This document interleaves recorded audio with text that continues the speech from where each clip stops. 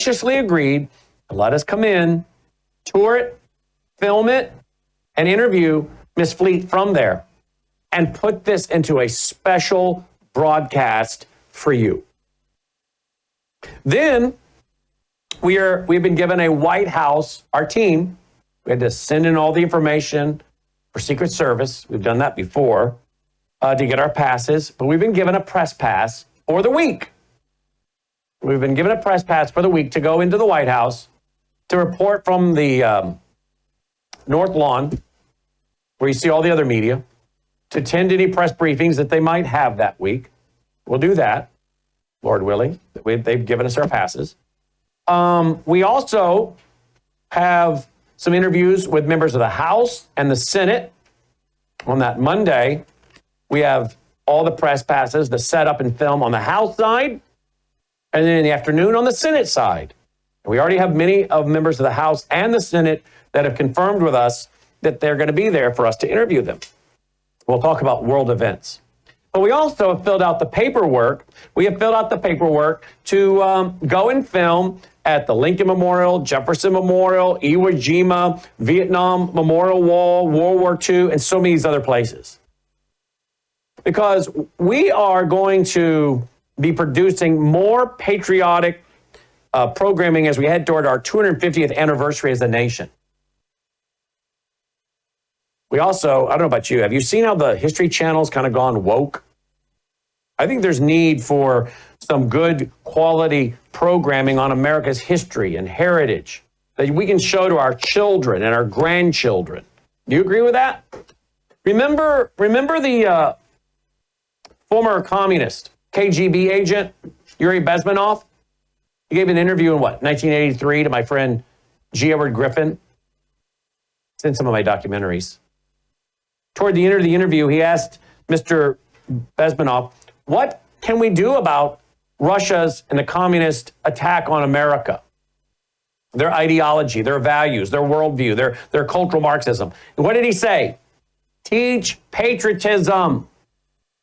Teach patriotism to your young people. Is that being done in our schools today? No. Ronald Reagan gave his farewell address. And what did he say? He called for an informed patriotism. An informed patriotism. So we've got permits. Those permits with the National Park Service, about $900. You have to get permission when you bring all your film crew and tripods and all that. But we're going to be filming at some very important historical sites. We're going to be grabbing a lot of footage. I'll do some narration from there. And then we'll come back and we'll put together specials, and I'll voice over a lot of it later when I get home with all the footage we're taking. We have other things planned I won't detail to you right now, but we have some really cool places we're going, and footage we're going to get, and programs we're going to put together, and then turn around and share it with you guys for free. Now, here's what I got to ask you. We give you free programming, free apps, Roku channel, iOS app, Android, all that. Now we're going out to DC for a week to grab a bunch of footage and a bunch of interviews, and you're going to be able to watch it for free. But you know what I need? I need to meet my regular monthly budget. Now I need to bring in another amount of income here to cover this trip. And I know that many of you are excited about it because I'm getting your emails saying, I'm so glad you guys are going to do some of these interviews and that you're going to be doing these special projects. But of course, it's not inexpensive to take the motor coach out there with a driver, put our team on board, all of our equipment, and go out there and then put the team up in a hotel and feed them and take care of them while they're working for us. And you got to bring good camera people. You can't go out there and have somebody that doesn't know what they're doing. So I got to bring some good camera people, which at the same time, I got to leave my normal guys here to run the network. So I've got to pick up some subcontractors that I've worked with for years to come with us. So it's not cheap, but what we're going to get, like Logan said, he said, Dad, what we're going to film is going to be so good and it'll last for years on 4th of July, Memorial Day, Veterans Day. We're going to have so many things we can play. This stuff will last a long time, and it will. But folks, we need to be more than just news. We need to make sure we're bringing in history, patriotism. Don't you agree? talking about America's founding and the values. Because you know the cultural Marxists hate it when we talk about patriotism and American values and informed patriotism. They hate it. But we're going to get some great footage. Arlington National Cemetery, all kinds of places. But we need your support. Would you please consider going right now, right here, worldviewfoundation.com, worldviewfoundation.com, and making a contribution. We need your support now. worldviewfoundation.com. Joining me now is Leo Holman and Patrick Wood. Let's talk about the death of Pope Francis at the age of 88, the first Jesuit Pope, and the prophecy of the Pope. Got an interesting clip for you on that as well. And we have Klaus Schwab stepping down as the chairman of the World Economic Forum. He said he was going to stay around for a year. He announced his retirement, but was going to phase out over the course of a year. But reportedly, he's hanging up his hat. Have we just lost Pope Francis, a major globalist, the first Jesuit Pope? Klaus Schwab. Now we have, of course, with cancer, King Charles, a major globalist behind Agenda 21, Agenda 2030. Will we soon see him exiting stage left and welcoming a younger King William? Joining me now to discuss this is, among other things, Leo Holman and Patrick Wood. Gentlemen, welcome back to the broadcast. Thanks for being with us. Thank you, Brian. Before we get into the prophecy of the popes, which is trivially, kind of a trivia thing. It's interesting. I don't know how much I put into it, but it's fun to talk about. Leo and I on radio today talked about the fact, and I'm sure you have too, Patrick, independently of each other. Leo and I have written about how Marxism and Islam will be used to carry out a Hegelian dialectic process. Thesis and antithesis, idea, opposite idea, get things to conflict, create chaos. Saul Alinsky said the change comes from the conflict, right? And I said in my book so many years ago, in multiple books, I kept repeating the same theme. I think America and the world will see a form of Marxism that is so bad, and I think we saw it under the 4 years of Biden, that anything that is offered up as the alternative, if it offers so-called free speech, some freedom, some liberty, some protections against a deep state, Marxist globalist agenda, people will run to it. And I think the only way to get people to accept technocracy is to give them something that appears to be far worse, Marxism, and then they'll accept technocracy because they think it's so much better than what we just experienced. And maybe if it's rolled out with some of these technocrats now all of a sudden having an epiphany of, we got to be for free speech, i.e. Mark Zuckerberg. So what do you make of Pope Francis dying, Klaus Schwab resigning? Do you think the stage is being set, Patrick, for, George H. Bush called it a kinder, gentler America. Remember after 8 years of Reagan? I think that was very offensive, to be honest with you, because what wasn't kind and gentle about the Reagan years? But then here comes globalist George H. Bush saying we need a kinder, gentler America. Are they going to be looking for a kinder, gentler globalism that's really transhumanism, technocracy, with a face of free speech out front? What do you think, Patrick? It looks that way to me. I think this has been the plan from the get-go. And technocracy is gaining traction, especially with the right side of the political aisle, who all those people, of course, were sick and tired of the Marxist nonsense we had with Biden. And you see now even people like Curtis Yarvin, the new philosopher of the right, he's basically pumping technocracy. And he's basically saying, well, we need to have a benevolent monarch for our country now. And we need to get over our dictator phobia, he says. And somehow they're going to make everything right. All these billionaire arch technocrats in Washington, D.C., they're going to make it right for us now. And what's going to happen on the other side of it at this point, they're not saying.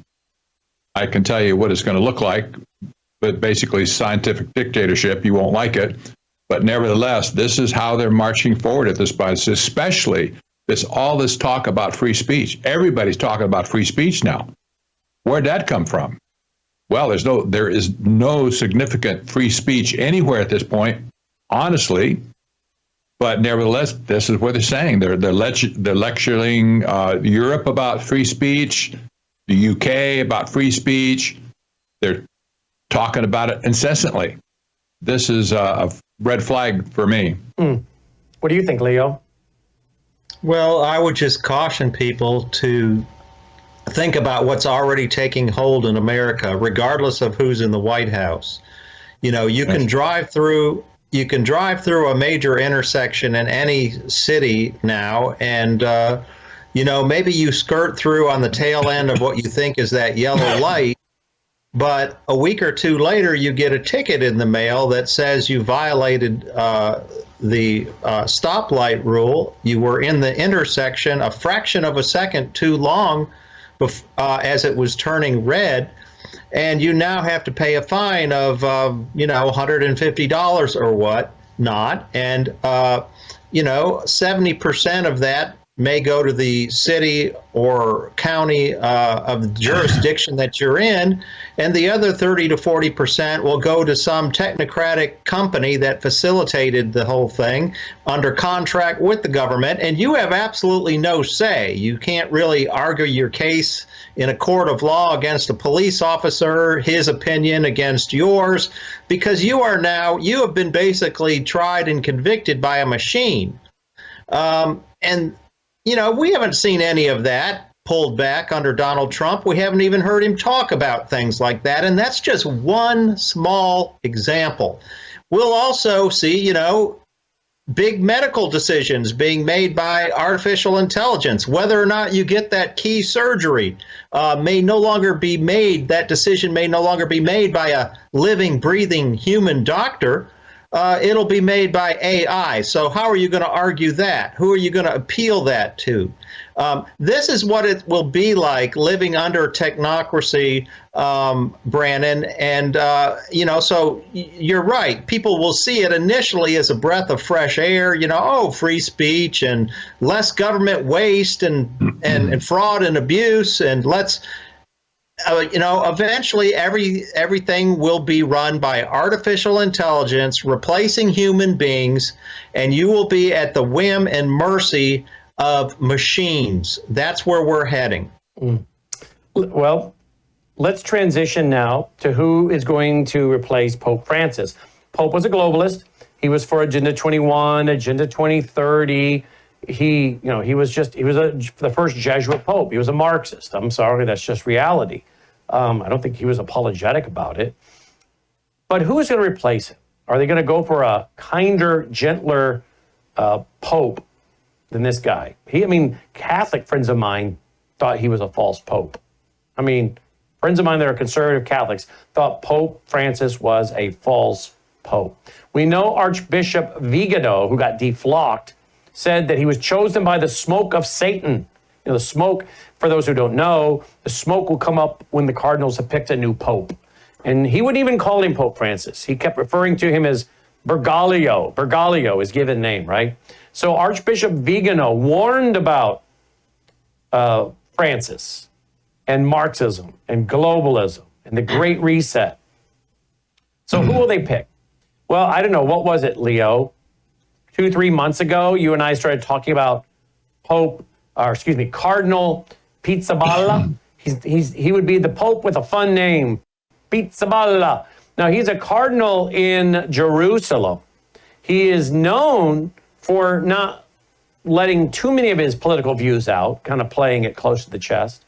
However, when the attacks of October 7th happened, and we talked about this 2-3 months ago, Cardinal Pizzaballa offered himself up as a hostage. If you let the children go, Hamas, you can have me as the hostage. Whoa.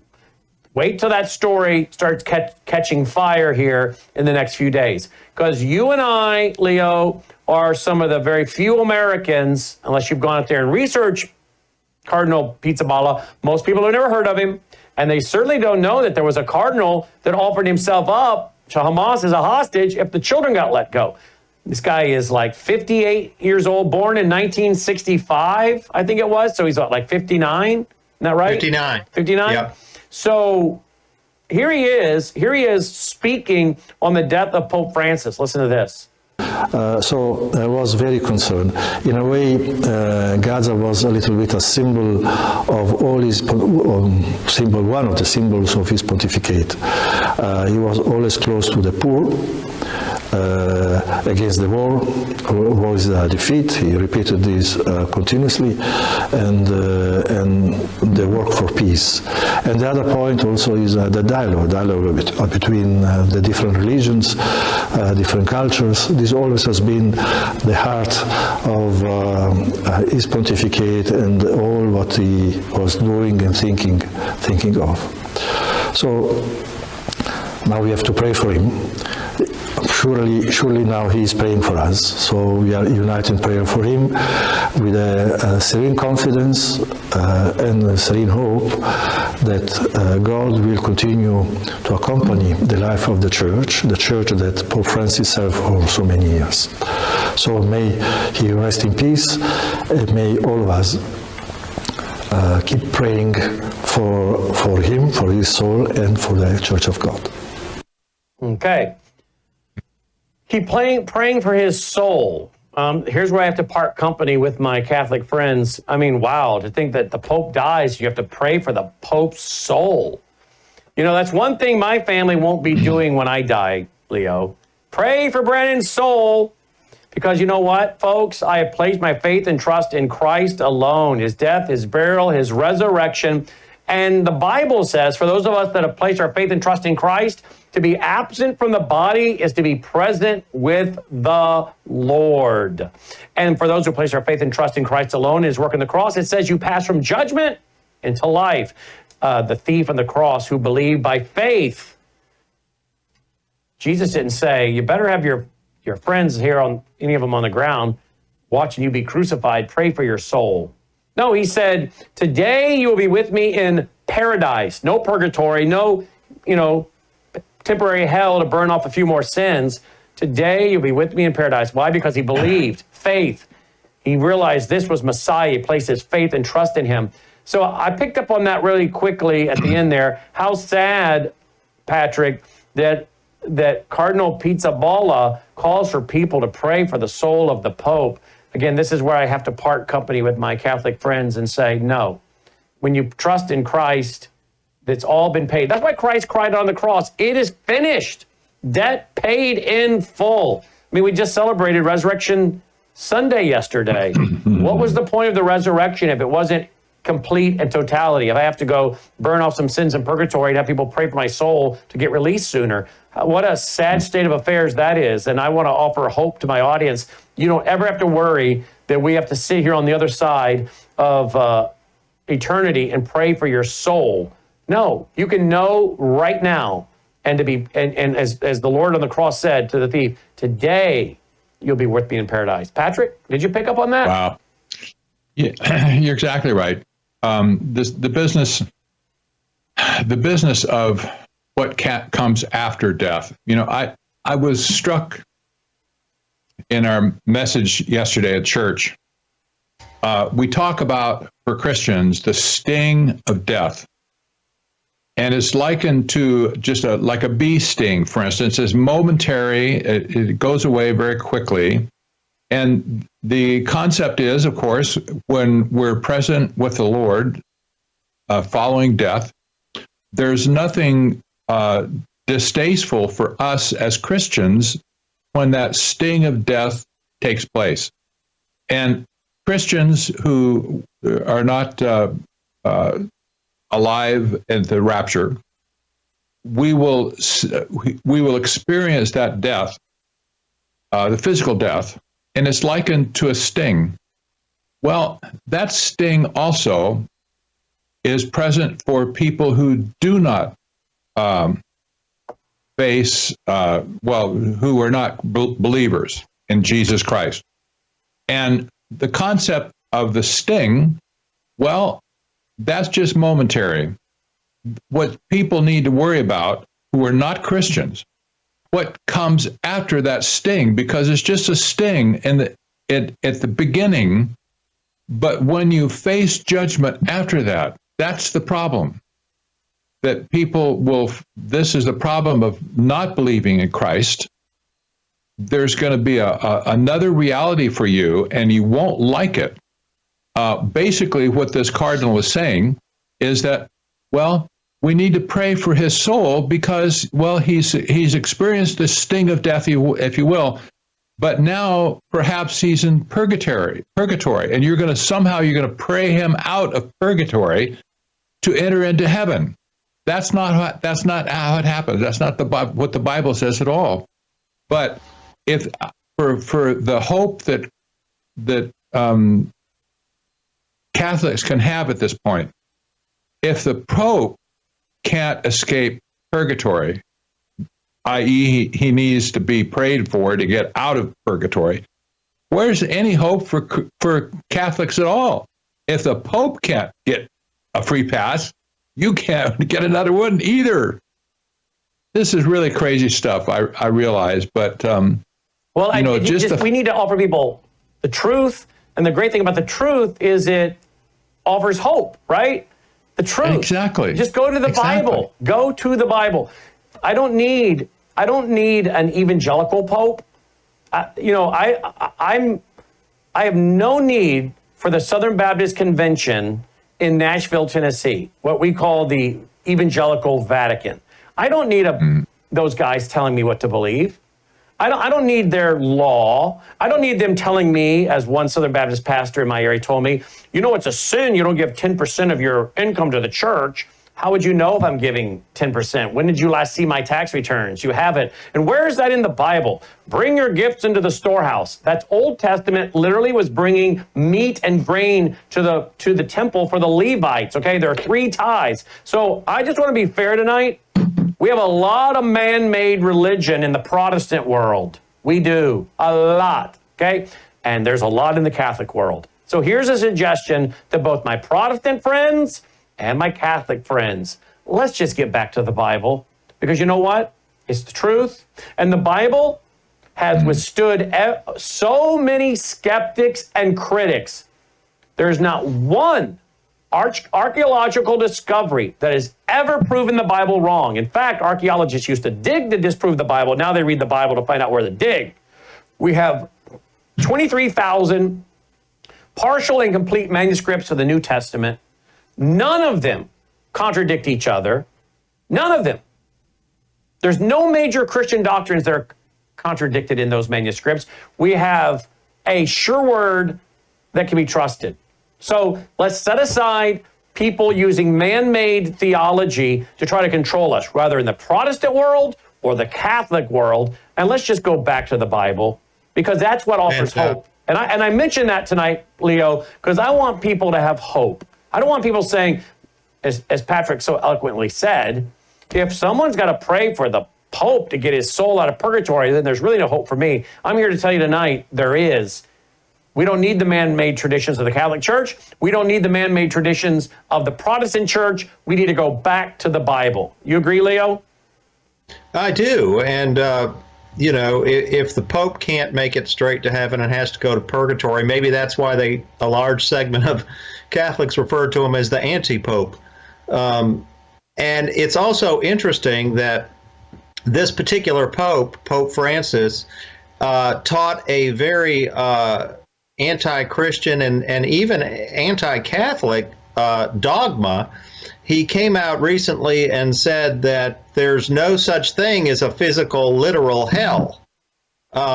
That unrepentant sinners don't go to a place called hell and get experience torment in anything of that nature. He said that if you die as an unrepentant sinner, your soul simply dissipates and disappears into nothingness, and you exist no more spiritually. So he didn't even follow his own church's dogma, let alone Christian or biblical dogma. And I dare say that he may be, I hope not, but he may be experiencing literal hell at this moment. Yeah, well, we pray not. You know, the Bible says that God desires that no one should perish, but all should come to repentance. You know, I'm going to go to this video here about the prophecy of the popes here in just for a second. But, you know, when I was in Milwaukee, guys, last week, did you see that great crowd we had? Logan, do we have a picture of that? Amazing. Had an amazing turnout. It was so encouraging. I stood for almost 2 hours visiting with people at the end of the night, and the testimonies, oof, and the personal testimonies. I mean, just humbling that these people would show up and be there, and people standing in the back of the room filled up every chair we had back there, and just so encouraging. But I had two different people, and I don't think they knew each other. They weren't together at the event. One of them said, I said something about, something came up, someone said something about the mass murderer, Jeffrey Dahmer. A guy gave me some challenge coins. He was a U.S. Marshal.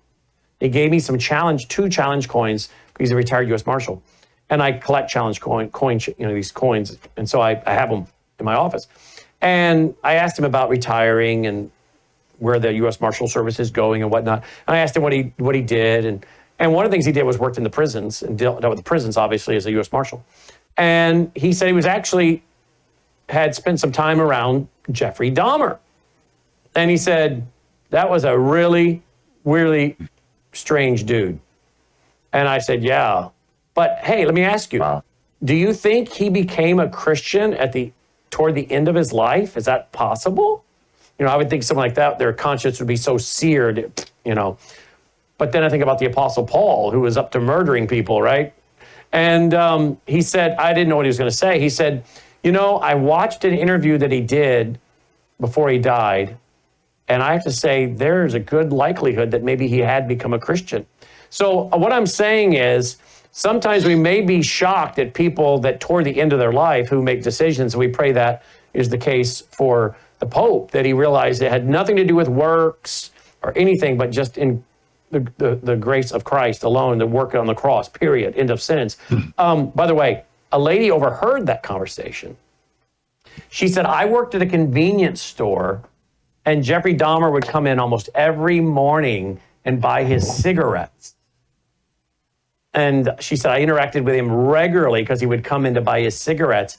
And when he did that and he got on the news and I saw it, I was like, I saw that guy almost every morning getting his cigarettes. But, you know, the point I'm trying to make to the audience is the Lord can save the most wretched of people, from Jeffrey Dahmer to even some religious leader that has been trusting in his own works, right? So we pray that for the Pope. And we wouldn't have to worry about him. But I don't know what happened. The Lord knows. But here we go. The prophecy of the popes. What do you know about this, Leo? The prophecy of the popes, where I play this video. What do you know about it? Is Leo frozen? I'm going to say either that or he is asleep with his eyes open. All right, we'll get Leo back here in just 1 second. Let's see here. This is the prophecy of the popes, because people are passing this around today. Watch a little bit of this. Here we go. Let's look at the prophecy of the popes in detail. It has proven its worth over the last few centuries.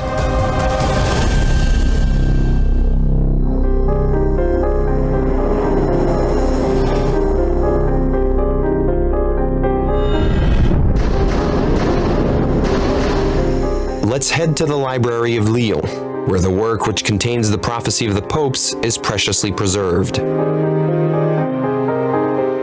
Even though it was written in the 12th century, the prophecy of the popes was published in 1595 as a simple chapter in the book Lignum Vitae.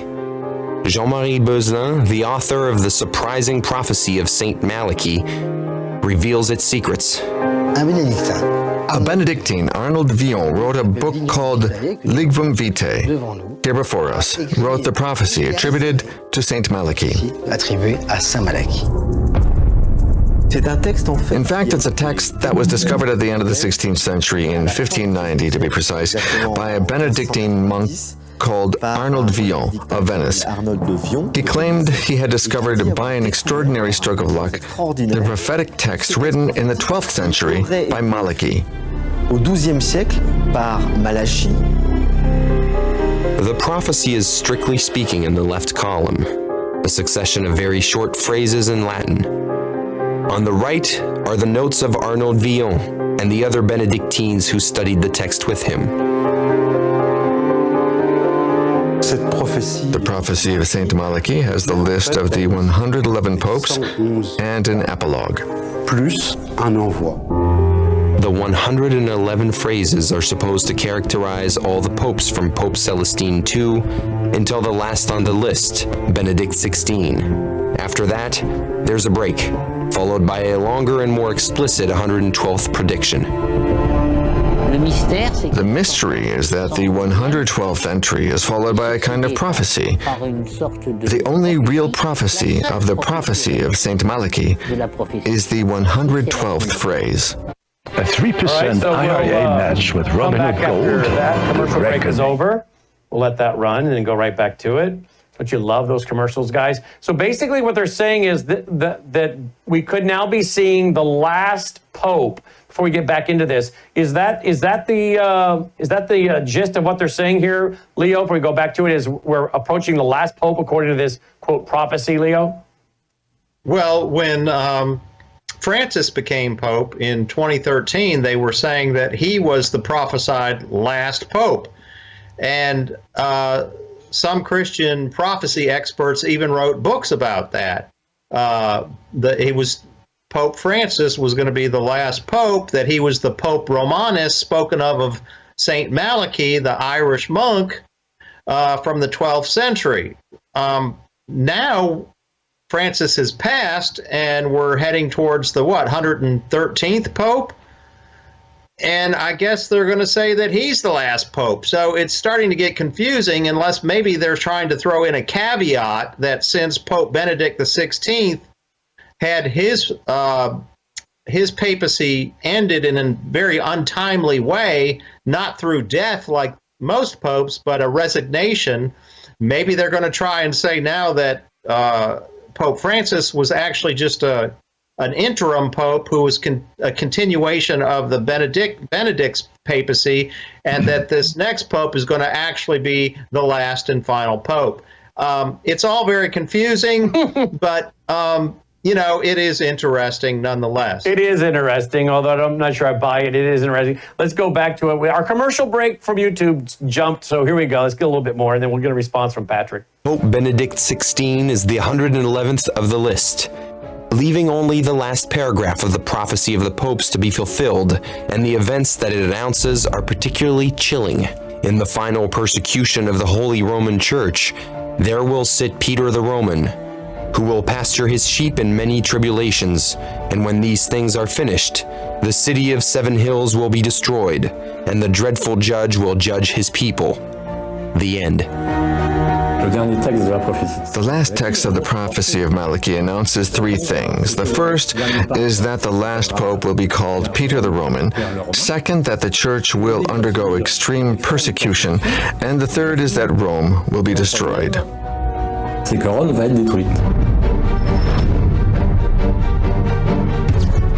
The apocalypse, the end of the papacy, and Judgment Day.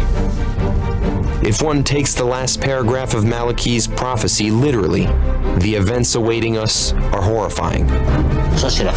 This is the end of the world. It's Judgment Day. We are told bluntly that Pope Francis will experience Judgment Day along with us.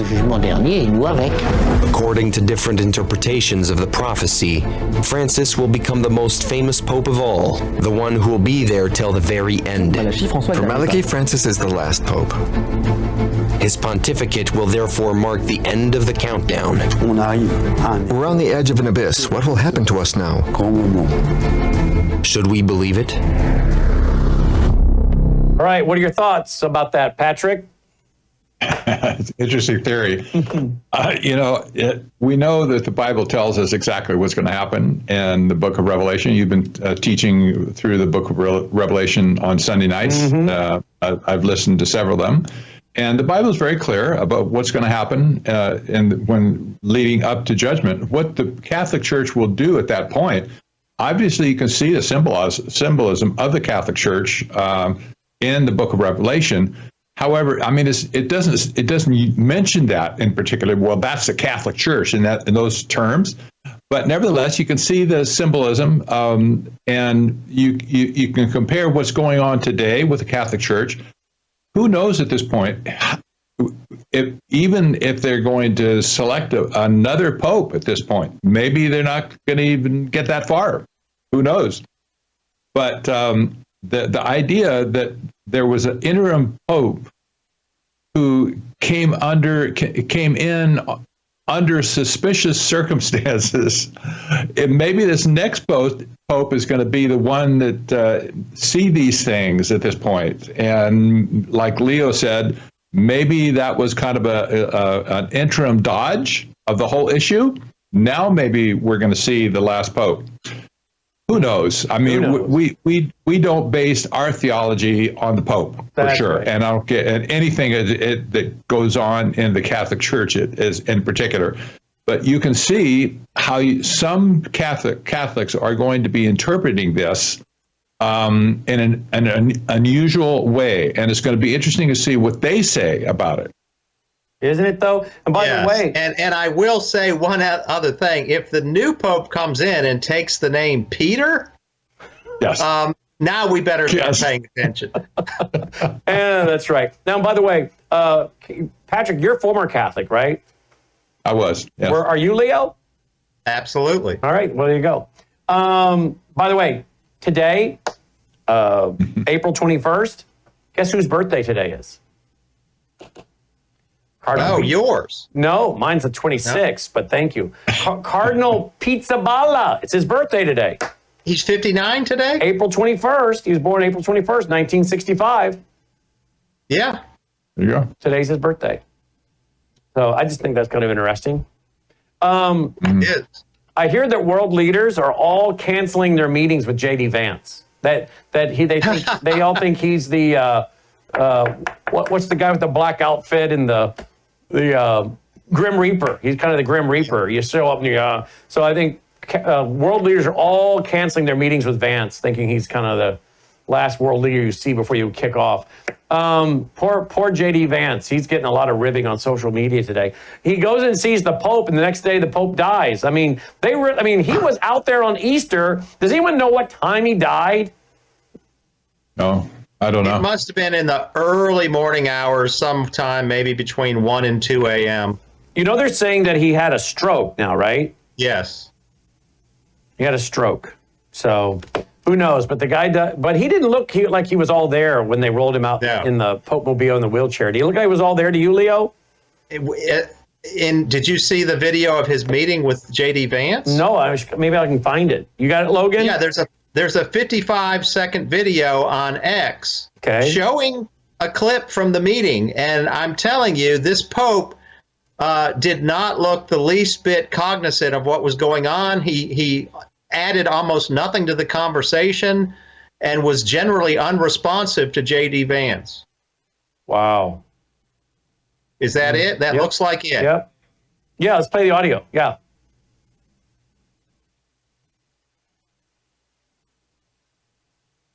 Beautiful. Vatican tie, and then the... Pray for you every day. God bless you. So good to see you. Good morning. How are you? Find yourself. Yeah, thank you. I've not been feeling great, but it's good to see you in better health. Buona Pasqua. Grazie, Santo Padre. Thank you. These are for your children. Okay, thank you.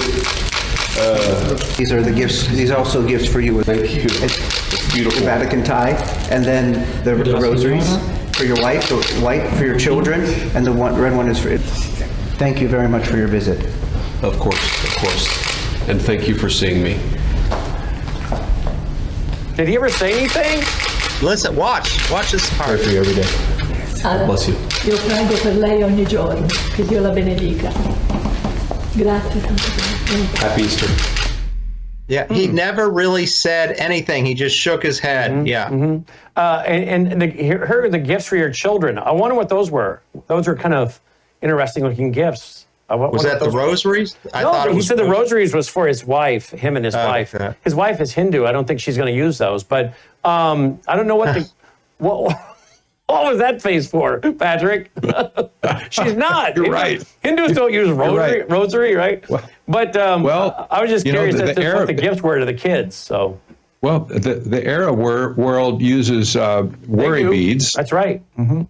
And I think the Arab world, the Muslims, 99, if I remember correctly, one for every name of Allah, 99. Did you guys know that? Yeah.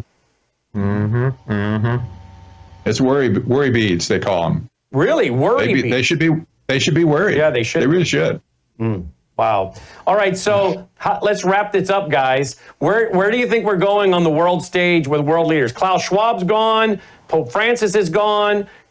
King Charles has cancer. What do you think?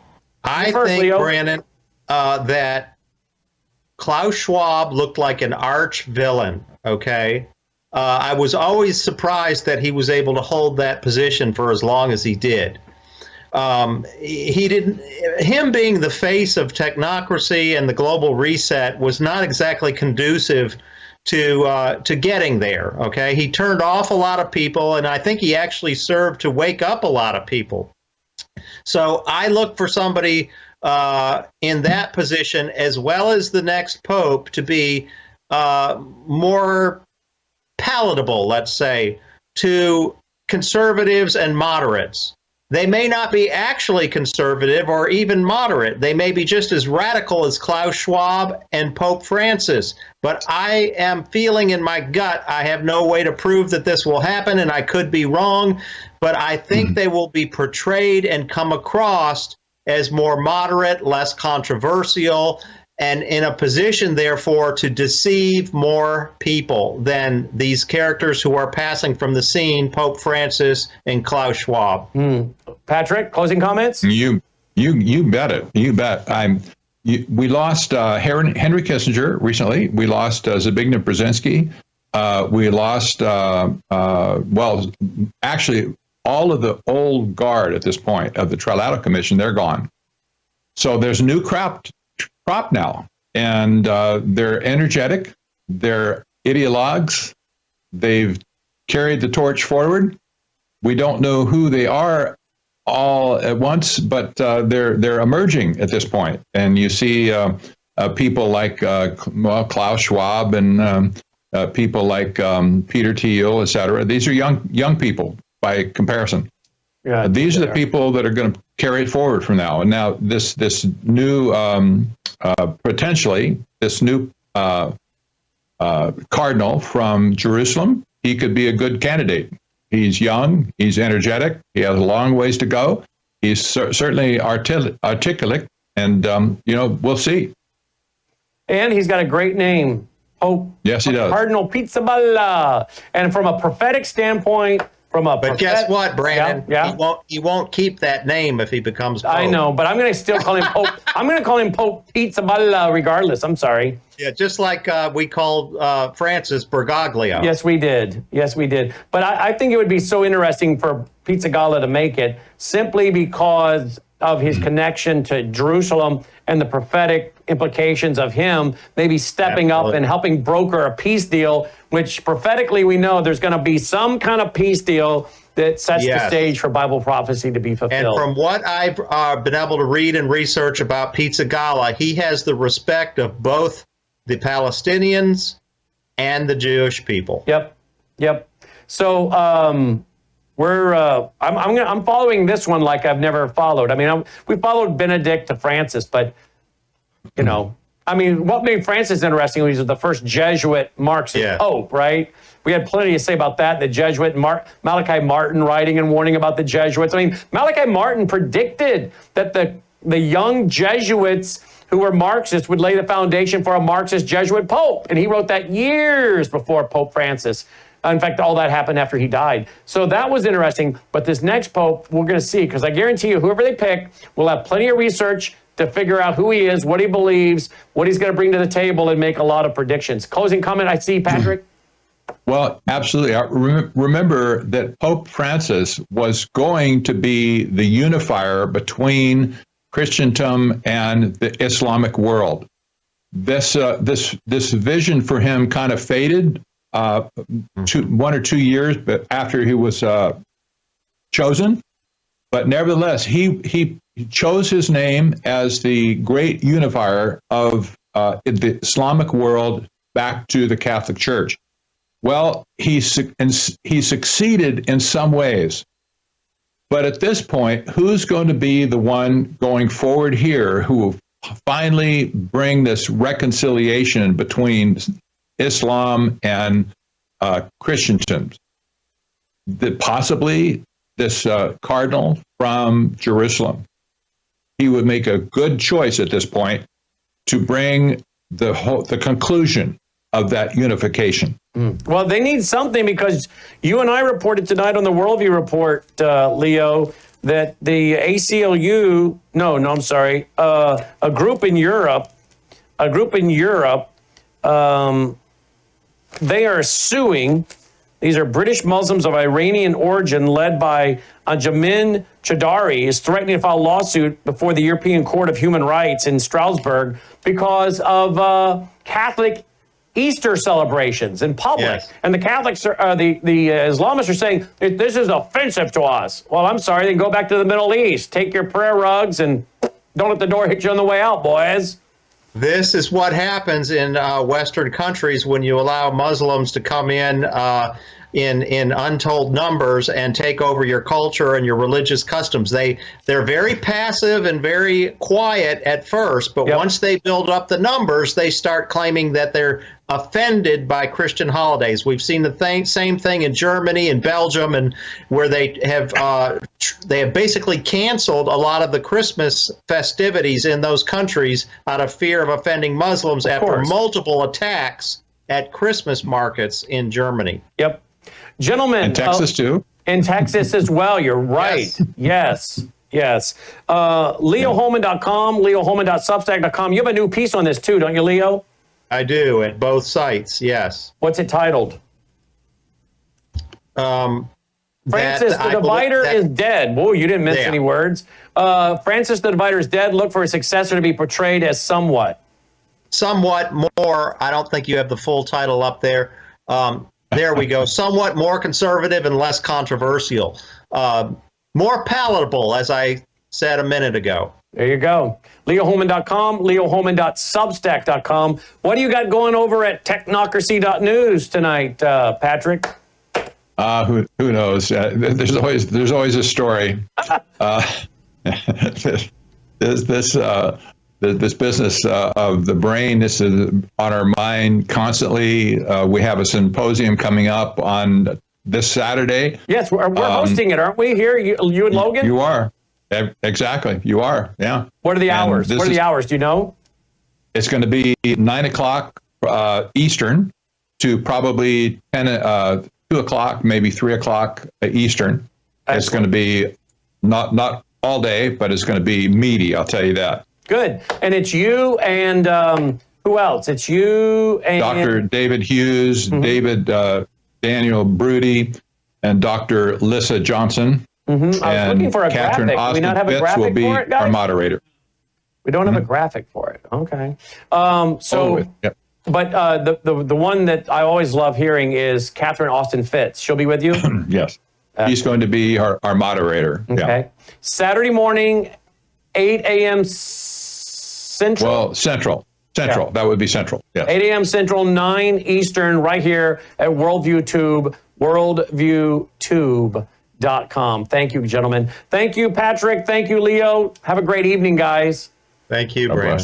All right, guys. Here we go. You know what, folks? Some ladies were saying to me at the rally in Milwaukee? No joke. My wife was there. She was standing right next to me. She heard it. I was bent over to sign a book for a lady. It was on a table, so I bent over the table to sign it. She said, "Your hair is thicker in person. You have more hair and it's thicker in person than it is on television." And I said, Bella Grace. That's what I think. It is amazing. It is. Even Logan has to admit, he'd gone back and found some pictures where after COVID. It was getting a little thin, had COVID 3 times, but here we are. My wife and I believe in this big time. Consider going right now, if you would, to melissahousebg.com, melissahousebg.com. I take it every day. You know, I sometimes take it twice a day, but I take it every day.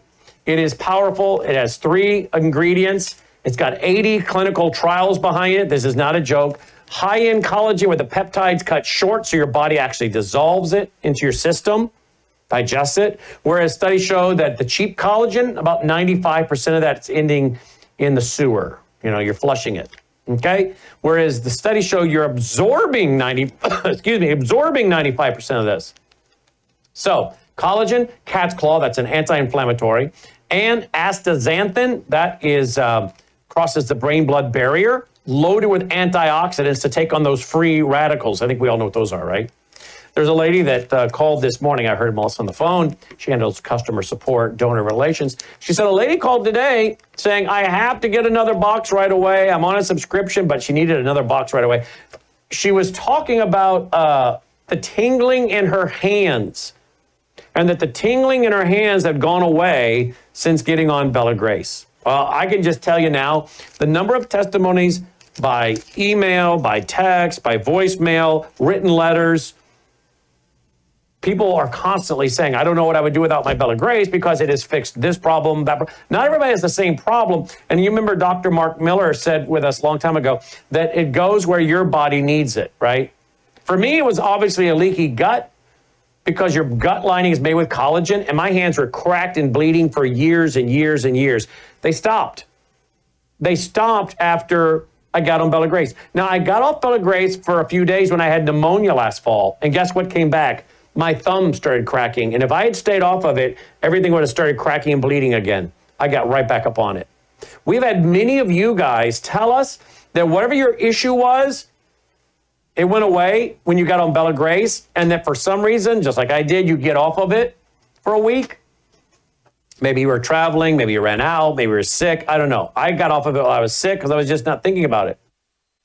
And my cracked and bleeding hands started coming back. Other people say I got off of it for whatever reason, and my problem came back. I got back on it. I don't know what I would do without it. There are 80 clinical trials behind this, folks. This is not a joke. And if it didn't work, we would not have all of you that have a subscription keep the subscription. You would dump it. Because why would you keep getting something and paying for it if it's not doing anything for you? Well, it is doing something for you, just like it does for me. Bella Grace skincare. Melissa loves it. She uses it every day. I know that because we share a bathroom. We're married and we share a bathroom. She has her mirror and sink and counter at mine, and she's always using this. I see her using it and talking about it to her friends. Bella Trim. Logan uses this. Melissa uses this. It's an all-natural weight supplement right here. Bella Trim.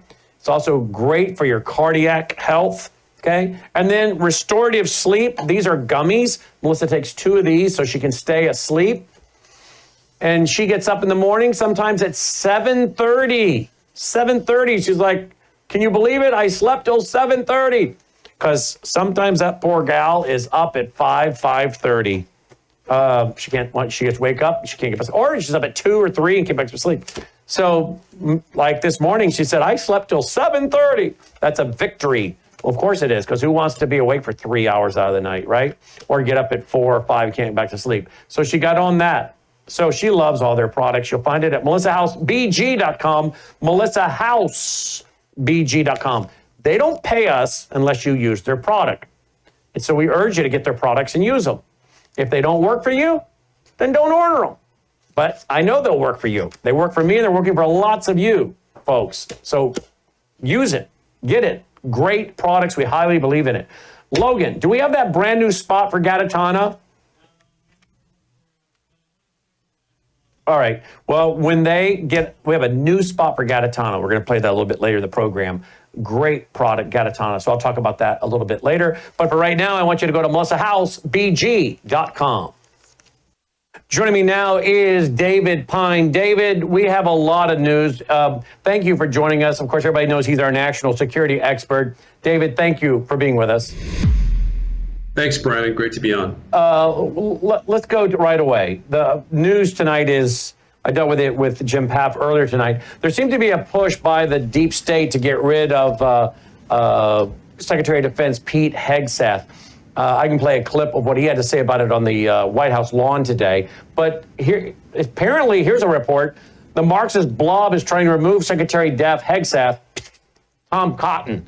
I asked Jim Papp of conservativecaucus.org tonight on the Worldview 2 Washington Report what he thought about, Tom Cotton being, the replacement, if that's what the deep state is pushing for, the Warhawks, whatever you want to call them. He said, bad. That would be horrible. He said, he may be conservative in some areas, but I can promise you Tom Cotton's going to be pushing to go war.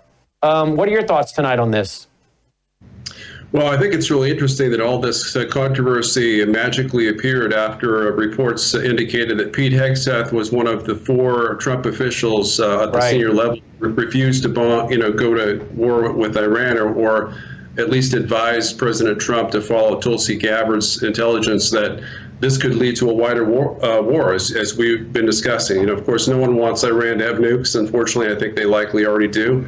I agree with you. Yes, I think they already do. Yeah. But even if they didn't, I mean, what greater impetus could we give them to start producing nuclear weapons immediately when we're told they're days or even hours away from developing nukes than to make these kind of threats? And these are very credible threats, as you and your viewers are likely well aware. The buildup continues. There's a strategic U.S. military buildup in the region, and I think that the neocons are showing increasing strength, and they've succeeded in firing 3 of Secretary of Defense Hegseth's top loyalists at the Department of Defense, including Dan Caldwell from Defense Priorities. He was a really good Trump loyalist, America First conservative, and a couple other senior officials as well. And then of course his chief of staff is resigning, and this is just complete chaos. I mean, we've never seen anything like this.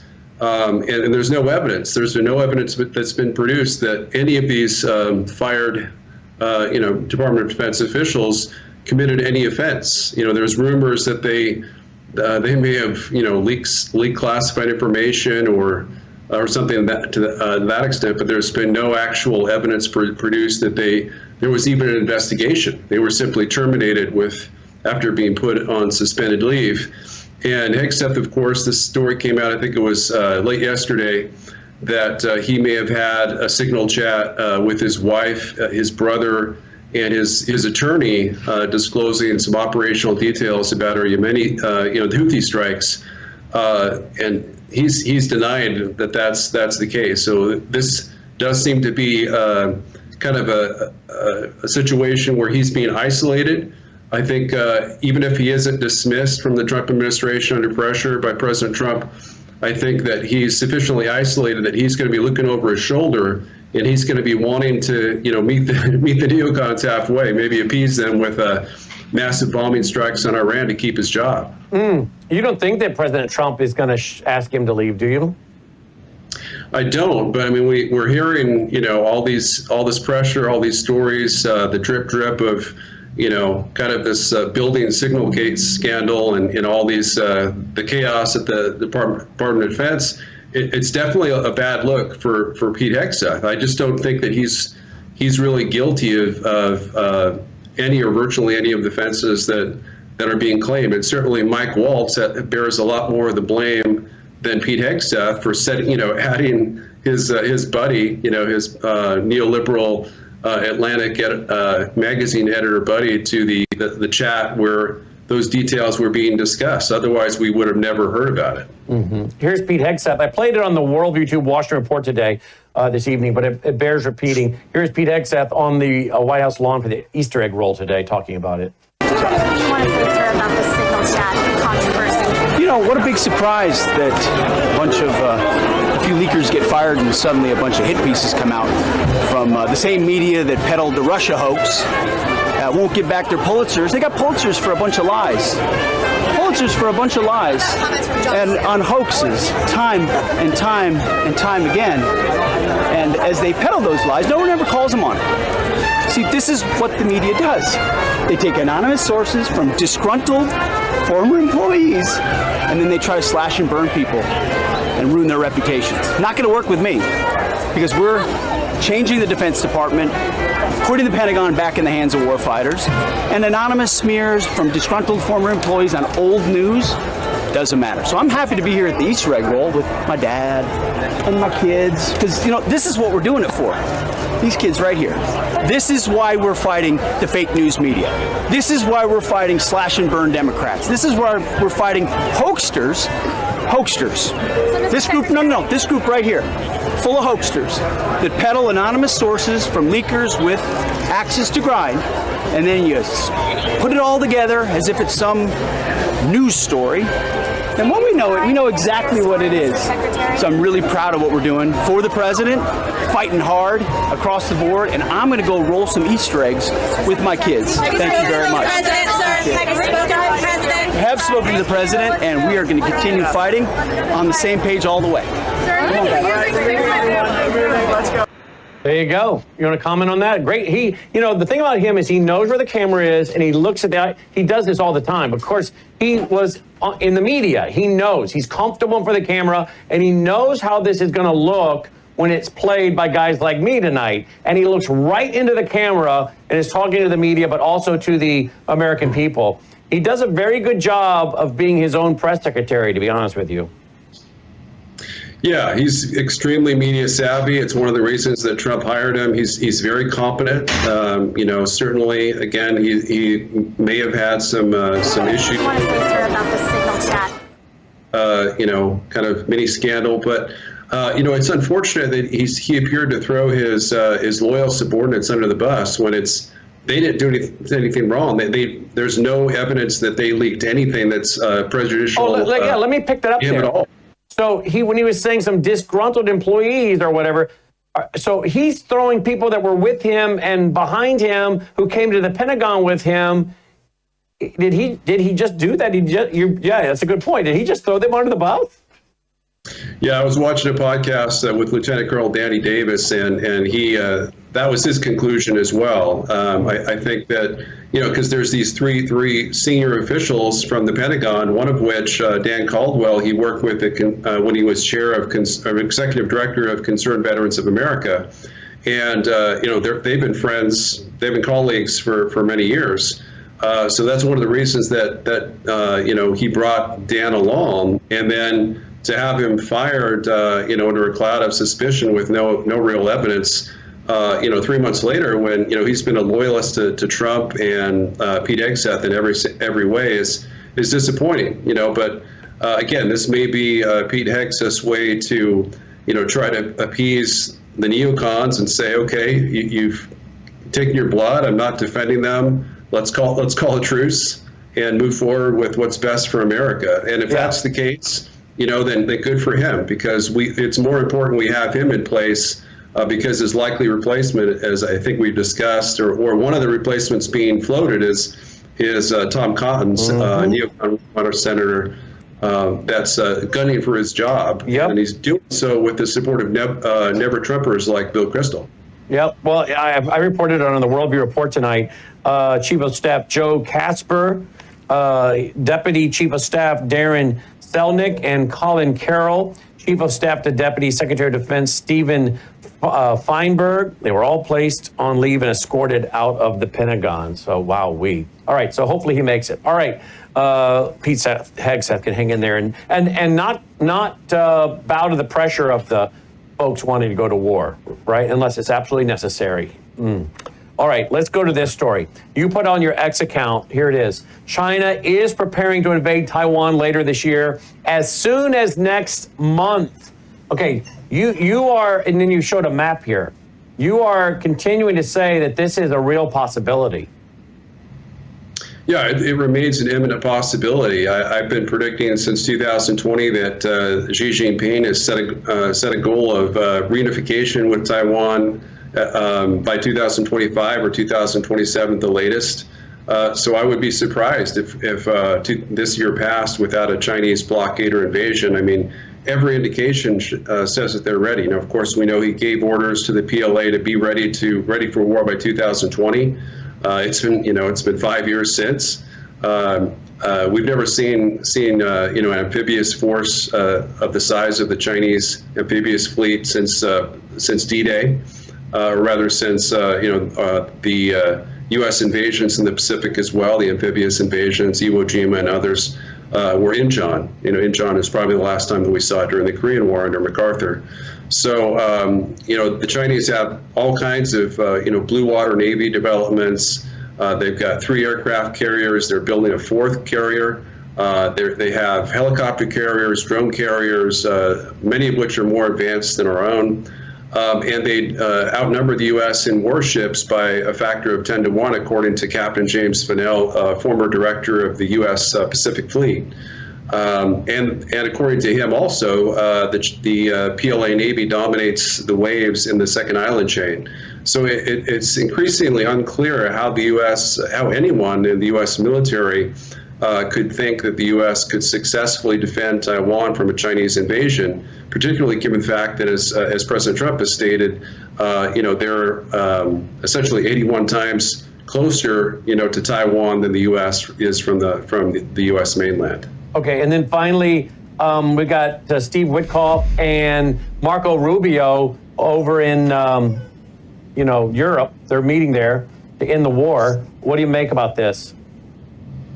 Well, definitely some mixed signals here. I mean, I've been advocating that President Trump, start negotiations with Russia on actual peace terms. We haven't seen that yet. We've seen a lot of negotiations about full ceasefires, partial ceasefires. It was, I think, about a week and a half ago, that Steve Witkoff engaged in his 3rd meeting with Russian President Putin. Lasted for 5 hours. He said it was very productive, and that Putin gave him for the first time the actual Russian terms, or what it would take for Russia to agree to a permanent ceasefire, or at least a 30-day ceasefire. And then, of course, last Friday, Secretary of State Rubio, had a written U.S. peace framework that he shared with the lead foreign ministers of Germany, Britain, and France, as well as Ukraine.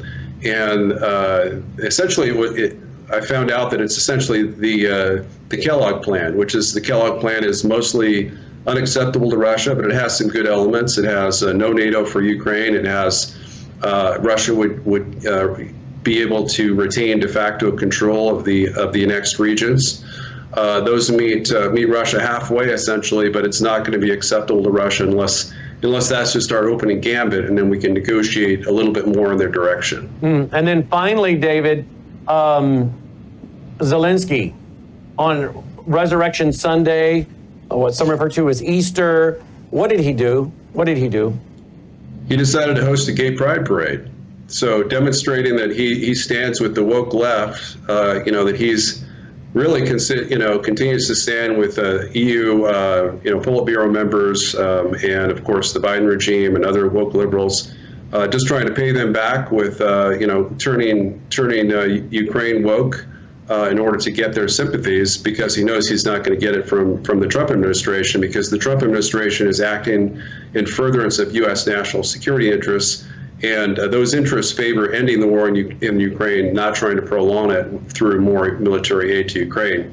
But it's rather despicable, I think, that we would support a dictator who's not just an authoritarian, murderous dictator that kills and imprisons political opponents, but also sponsors these depraved gay pride parades, and of course was kind of a homoerotic dancer of his own measure, during his career as a comedian. Yeah, absolutely. Very, very troubling. Absolutely. And yet people try to make Zelensky out to be this hero. David, I know we took you away from family time, so thank you for being with us tonight. dpine.substack.com. Let me show you his account here, folks, so that we can be sure to... Hold on, Dolly. Let me show you his account. Here we go. There it is. dpine.substack.com. And if you want to follow him on X, @AmericaFirstCon, @AmericaFirstCon. And David, I know we took you away from family tonight, so thanks for being with us.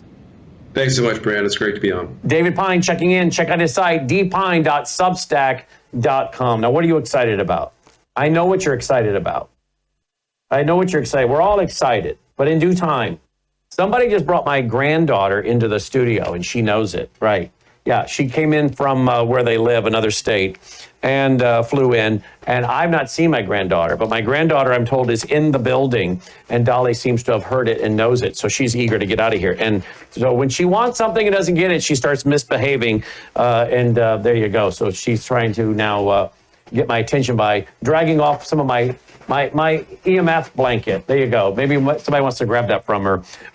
Hey, before we move on to our next interview, remember, folks, we're brought to you by you. Please consider going right now to worldviewtube.com/sponsors. WorldviewTube, thank you, Caleb. WorldviewTube.com/sponsors. Check out all of our sponsors. Worldview Healthcare, that is where you get your emergency medical kit. God forbid we go to war with China, or that they decide to surround Taiwan and cut off chips. All of this impacts our infrastructure, our power grid, and so much more. So you want to make sure that you have all of your medical needs, at least as much as you can, ready to go. And that includes the medical kits with amoxicillin, ivermectin, your antibiotics. You know, you don't want to abuse antibiotics, folks. You want to use them when you need them. You don't want to get your body where your body's immune to these because you've taken them too often for every little sniffle. But when you do need them, you do need them, right? And so again, make sure you do what I do. Have your emergency medical kit ready to go by going to worldviewhealthcare.com or worldviewtube.com/sponsors. Also, Worldview Talk. You can get your satellite phone. You can get your cell phone that does not track and store your data. And you can get your own solar generator. You might want to call the phone number for that because you probably are going to have some questions for a solar generator. Get the right one, the right size. 1-866-738-3224. 1-866-738-3224. 1-866-738-3224. When I went out of town last week, folks, I brought my satellite phone with me. I brought my bivvy with me because should I be out of town and something happens, I want to make sure that I have the communications with me. So I brought all those things with me. Do you have this stuff with you? Do you bring it with you? You know what else we did? We brought several months worth of freeze-dried food. We were traveling with a trailer anyway, so we brought several months of freeze-dried food with us. So you should do the same thing, folks. Make sure you have plenty of emergency supplies if you need them. And of course, you can do that at worldviewstore.com. I have a banner up here for it somewhere. If Dolly won't quit harassing me. Worldviewstore.com. Worldviewstore.com. Okay, and let's see what else. Okay, Swish for Life. This is your Gatatana. This is your glutathione. Glutathione. I switched with it about 3 times yesterday because I'm trying my best to get rid of this hoarse throat. It's allergies, it's drainage. But I switched with it about 3 times yesterday. But you should switch with it at least once a day for 3 minutes, and then you get glutathione in your system. That's a powerful molecule that detoxes your cells, and some studies show it removes mercury from your brain, helping prevent Alzheimer's, dementia, and Parkinson's. So, yeah, you definitely want to do that. And then, of course, the Gatatana. I take this every day. I travel with this. We had all this with us on the road last week.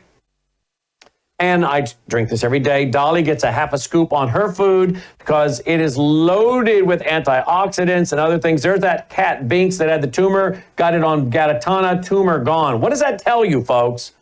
This is the equivalent of 90 billion plant cells in one tiny scoop. I do my Bella Grace every day. I do my Gatatana every day. I do my Numi every day. This is the power of the 3 that I do. My wife and I were talking about it last night. And it's just, she and I both believe that these products keep us young. We feel young. We feel good. We have energy. I mean, look at the schedule we keep, right? And my wife and I were saying to each other last night that we both believe that it has to do with the 3 things we're taking. And in fact, she was talking again about my hair growth. And I said, I think that the hair growth is not only the Bella Grace, but I think it's also the Gatatana mixed with the Bella Grace, the nutrition that's happening at the cellular level. So I think these are very powerful, all 3 of them. You'll find them all at worldviewtube.com/sponsors. You can get all of them there. worldviewtube.com/sponsors. Check it out. Joining me now is our Israeli reporter, Aaron, who is still in the States, and he joins us tonight to talk about Iran and Israel. Is Iran about to get struck by Israel? President Trump has said, Israel, you're fine to do that, but for right now, I don't want to take part. I want to do this through diplomatic relations. Now, tonight, maybe you have heard about all the scuttlebutt related to supposedly another Signal app blunder by Secretary of Defense Pete Hegseth. I have no idea what the claims are as far as their validity, veracity, authenticity. Some say it's fake news. Others are saying they're quoting White House high unnamed sources. I don't know. I have no idea. The word is that pretty much a lot of the folks in the Pentagon want Hegseth gone. Maybe they have different reasons. Others are saying that there are those neocons and Warhawks that want to go to war. And you remember it was reportedly Secretary Hegseth, along with Tulsi Gabbard, that was saying to Donald Trump, hey, wait a minute, we need to postpone a strike on Iran, try diplomatic relations here, negotiations. You know, I know Aaron, he lives in a pretty rough neighborhood, having the Iranians who believe in a 12th imam that comes through great global catastrophe and chaos, having them with nuclear weapons when they're always talking about wiping you off the face of the earth is a little unsettling. And I could see why you wouldn't want that. We wouldn't want Mexico having that and threatening us, right? But then we as Americans have to decide how much are we willing to invest here. Because you see, they have with Iran a relationship with Russia, and there's China. These groups are all united. And then there's cyber attacks. Are we willing to be involved with striking Iran to have our power grid go down? We have to have distinct national security implications examined here. What's the national threat to us with Iran? Oh, there are some. But does that mean we need to be involved in a strike right now? Should we not give negotiations a chance? I don't think they're going to give up their nuclear weapons. What do you say?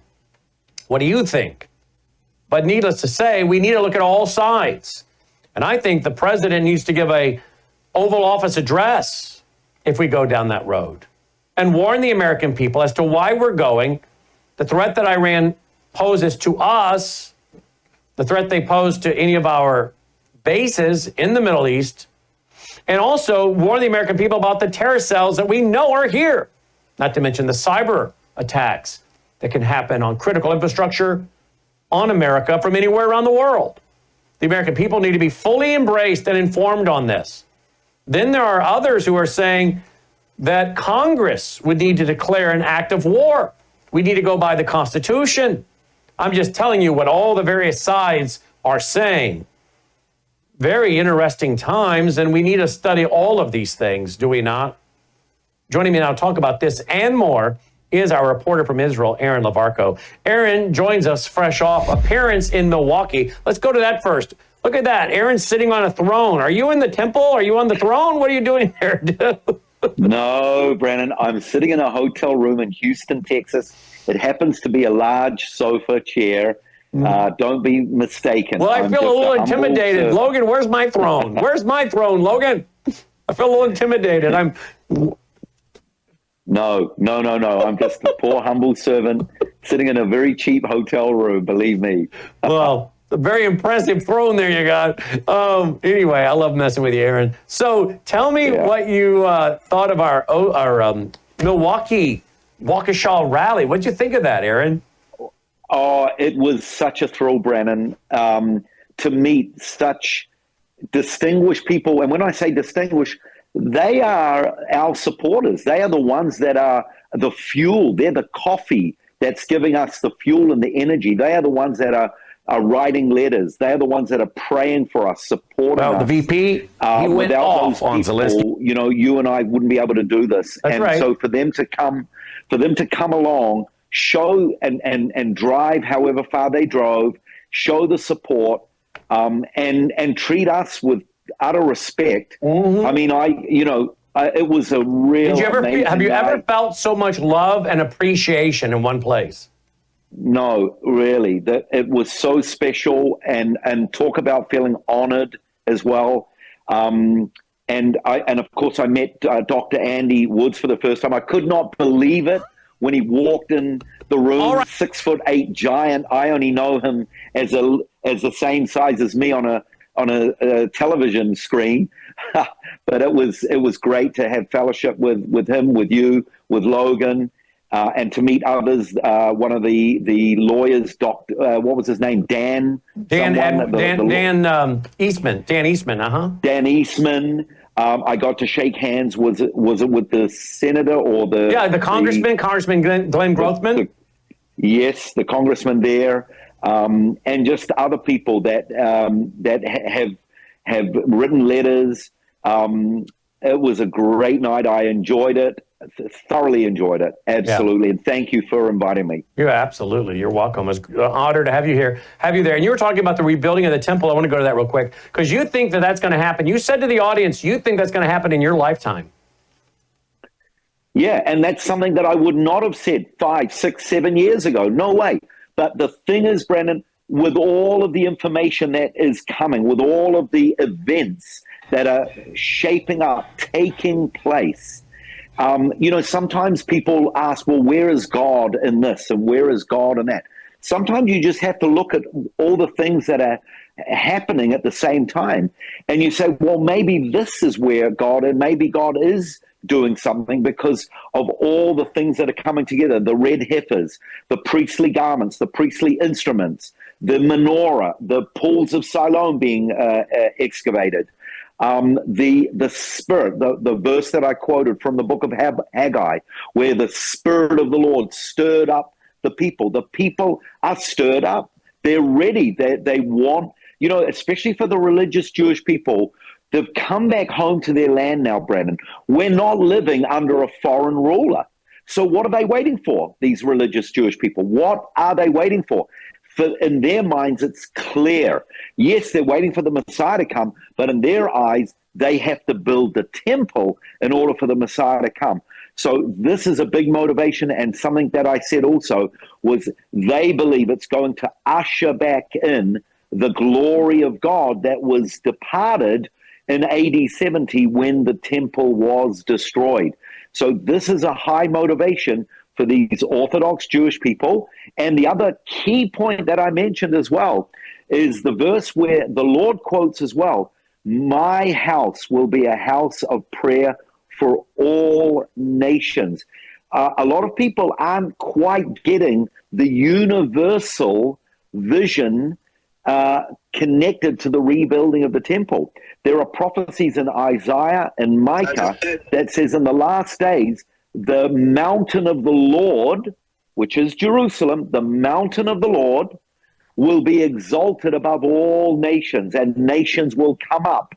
So this talks about a universal. Now, of course, there are dangers in what I'm talking about, because we know that this temple, at some stage, this man of lawlessness is going to sit in the temple of God as God, and he's going to want glory as well.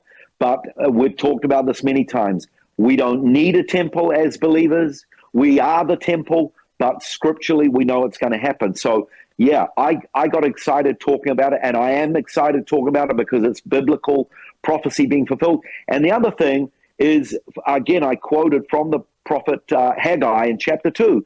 It says, when the Lord does all of this, then the desired one of all nations will come. And that is the Messiah, the messianic prophecy. He's the one that's going to appear in all of his glory.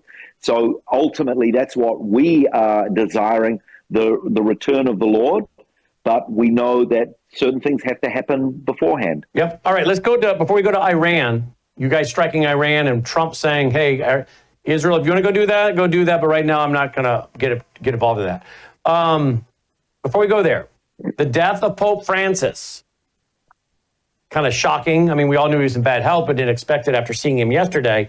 Now, I think we've been talking about Cardinal Pizzaballa That's the one I'm rooting for. Okay, that's the one I'm rooting for. I don't believe in Catholic doctrine, but I'm rooting for him because I think this guy could be very interesting from the standpoint of setting the stage for Bible prophecy, because he could help maybe negotiate a peace deal. And we know that in the Bible, there's going to be a peace deal, right? That helps to set the stage and a temple and all these events unfolding. So theology aside, I'm just going to put on my eschatology hat and say, I'm rooting for Cardinal Pizzaballa.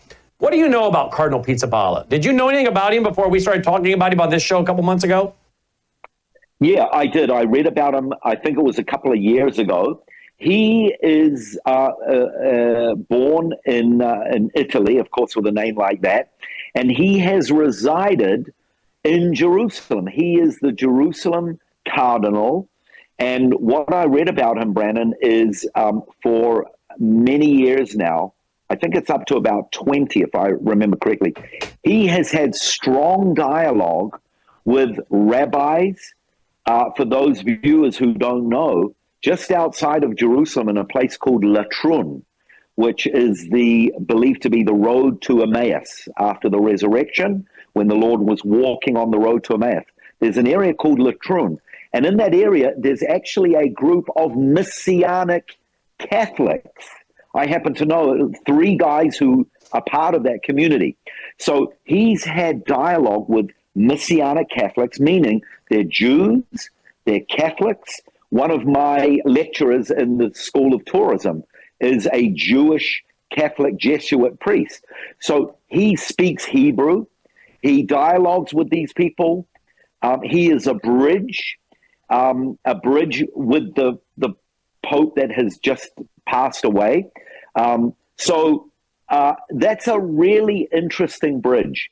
And when his name got put forward as one of the 12 who will be chosen to be one of the successors, the headline in the Israeli papers was "Hu mi shalanu," which means he is one of us. Now, that doesn't mean he's Jewish, but he's from Jerusalem. He's the cardinal from Jerusalem, and I think that could play very, very significantly in future events, especially as we're talking about the Temple Mount, the rebuilding of the temple, some kind of ecumenical, multi-faith decision for the future. And by the way, this coming week, Brandon, I believe Donald Trump is meeting with the Crown Prince of Saudi Arabia, Mohammed bin Salman. And no doubt about it, he's going to be trying to talk him into joining into the Abraham Peace Accords. So that also could play a part of it. So I'm just as intrigued as you are, and I also am putting my chips in there behind him, Pizzarati, because based on what I've been reading, he's the favorite. Actually, he is the favorite out of the 12 to be the successor. And over the next, I think it's, 12, 16 days, we're going to find out who that successor is. So you think he's, out of the 12, you think he's on the top of the list? Based on the articles that I've read, Brandon, absolutely. He was the latest article that I read. He is actually clear favorite, and the reasons aren't so clear, except the fact that he resides in Jerusalem. He had a great relationship with the recent deceased Pope, and he's got a great history. He's worked his way up through the ranks. He's Italian. I can imagine, that connection as well makes him a little bit of a clear candidate. So nothing is guaranteed, but based on the articles that I've read, he is the outstanding candidate. Let's see. It's not my opinion. It's based on what I've been reading. Yeah, absolutely. Okay, so let's now move to Iran. President Trump's saying to Israel, look, if you guys need to do this, you want to go do this, have at it. But right now, I can't support us being involved in that strike. Now, you heard my opening monologue. I totally get it. You live in a rough neighborhood, and these folks, those mullahs, they want you guys gone. They want Israel. They want to wipe you off the face of the earth. And after October 7th, and we know Iran helped to back that and fund that, you got an existential threat at your doorstep. But I think you can understand America's position, which is, hey, we got to consider, are we willing to provoke this? And what is this going to mean for Russia? What is it going to mean for China? What is it going to mean if we're distracted over there for China to move against Taiwan? We have important computer chips that come out of Taiwan. We have pharmaceuticals that come out of China that we need right now because we stupidly are buying them over there instead of making, all of them here. We have terror cells in the U.S. I mean, we have cyber attacks that could be let loose at our infrastructure and power grid. I mean, just as you have a lot to consider by striking or not striking, we have a lot to consider as a nation by striking or not striking. Put on your American hat for a minute. You're sitting in America tonight. How do you see it from our perspective? And then share with me the Israeli perspective.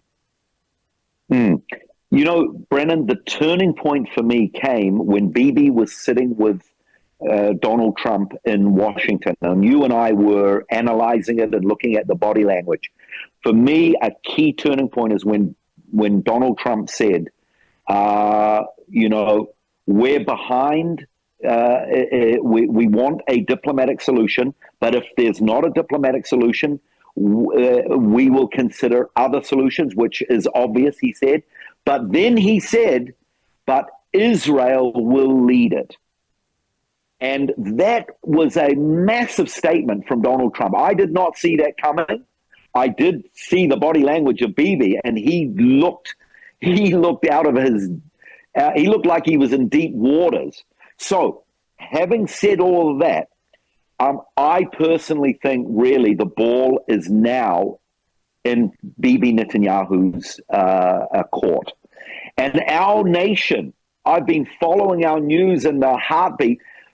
Brennan, our nation, where we know that the countdown is ticking, and only a very small percentage, 22% of the nation, only 22% out of the polls see a diplomatic solution as the answer. That means the majority are behind a military attack action, whatever that means.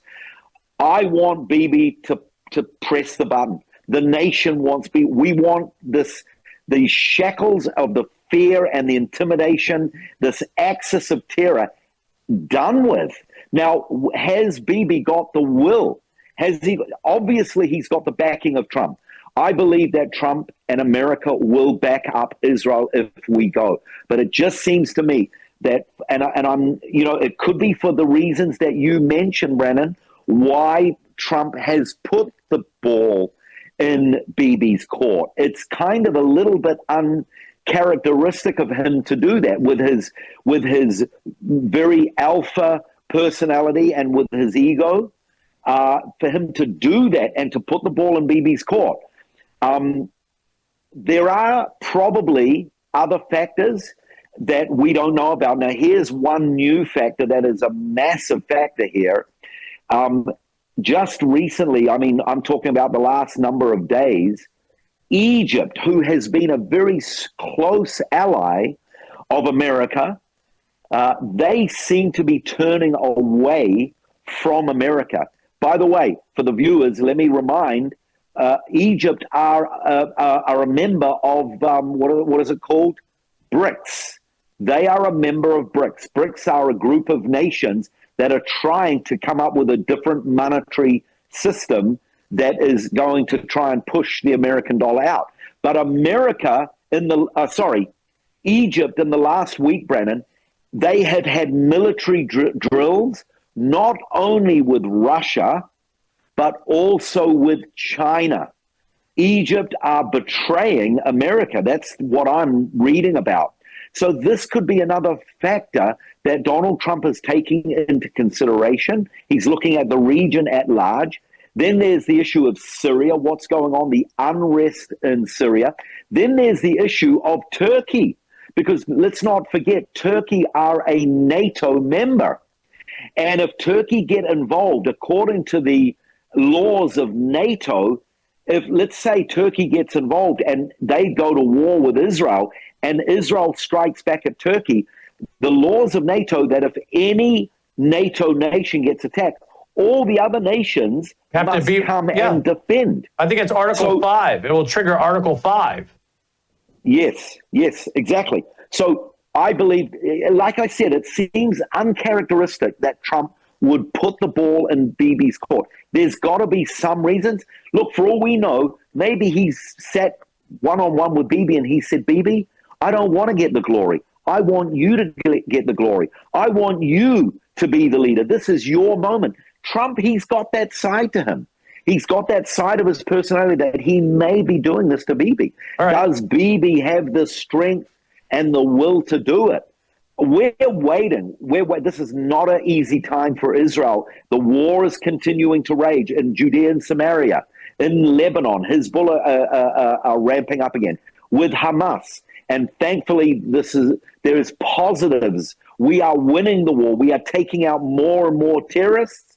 But the Iranian issue, oh my gosh, what is going to happen, Brandon? Yeah. What is going to happen?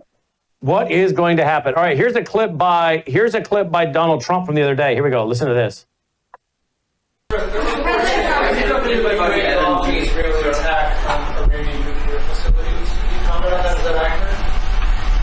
And they said the attack is what? That you waved off an Israeli plan to attack Iranian nuclear facilities. I wouldn't say waved off. I'm not in a rush to do it because I think that Iran has a chance to have a great country and to live happily without death. And I'd like to see that. That's my first option. If there's a second option, I think it would be very bad for Iran. And I think Iran is wanting to talk.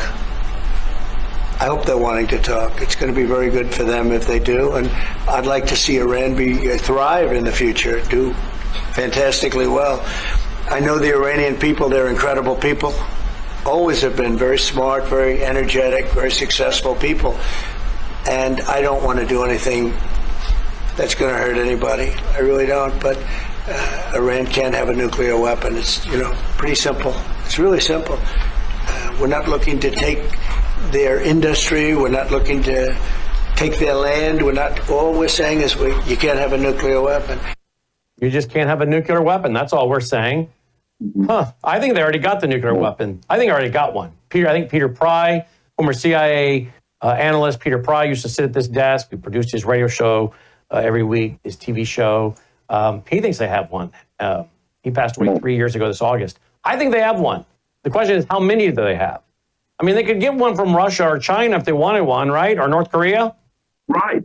I mean, I spoke to an Israeli man who worked in the Dimona Negev nuclear plant in Israel, and he told me this guy was in his 80s, he told me back in the 1950s, the Iranians were talking about them wanting to go nuclear. That was back in the 1950s. But, what Donald Trump was saying, look, Iran, they can have nuclear energy, but the issue is that they are using uranium to enrich it. That's the issue. If the Iranians would agree to lay aside the uranium and just go for nuclear energy for domestic usage, which, by the way, Saudi Arabia and America are going to be talking about that for Saudi Arabia this coming week. America are going to actually help the Saudis also get nuclear energy, but only at a domestic level. So if the Iranians would agree to that, but we know they won't agree, Brandon. We know that they deceived during the Obama administration, during the Biden administration. We know that. Now, you know what I'm hoping? I'm hoping that Bibi has got something like a beeper plan up his sleeve, that we're going to see something, what's the word, unconventional or non-conventional. I hope we're going to see something that's going to turn into a Hollywood movie, that we've got some, I've heard reports, Brennan, that maybe a good idea would be to take out all the nuclear scientists, take out their, do a cyber attack, and try to cripple them that way. That may be the solution. I don't know. America have been supplying Israel with an unbelievable amount of weapons and ammunition. Even this last week, I've been reading reports of more and more cargo arriving in Israel.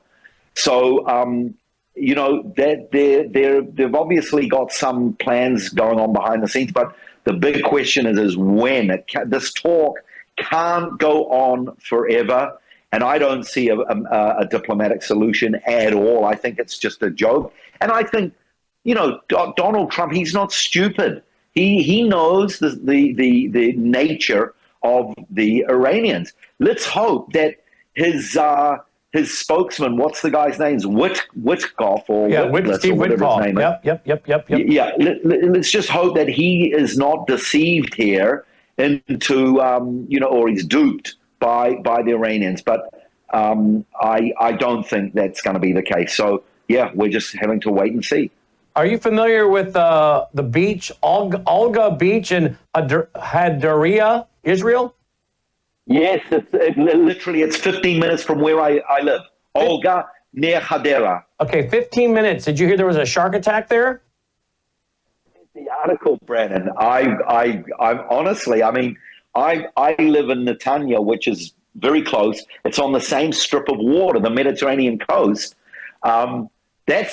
That's alarming. We don't get sharks, but let's hope that the waters aren't manifested with sharks. Yeah. Well, did you see this video footage? Watch this. This is two little kids. Watch this. This is right before the shark attack. So these kids thankfully weren't attacked. Wow.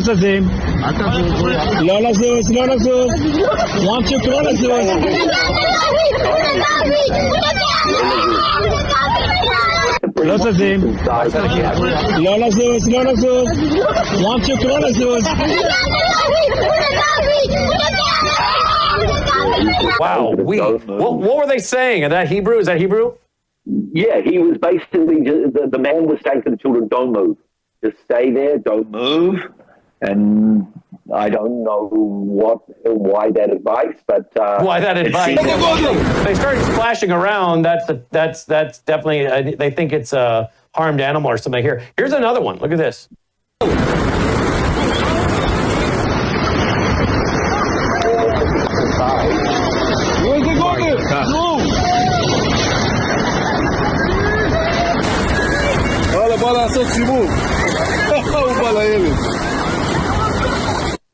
All right, that lady is just standing there filming. I don't know. But I guess after all you guys have been through, bombs and everything else, what's a shark passing you by? You guys are pretty brave, I guess. Well, or either that or everybody's just so stunned. I mean, because you're saying this is not common.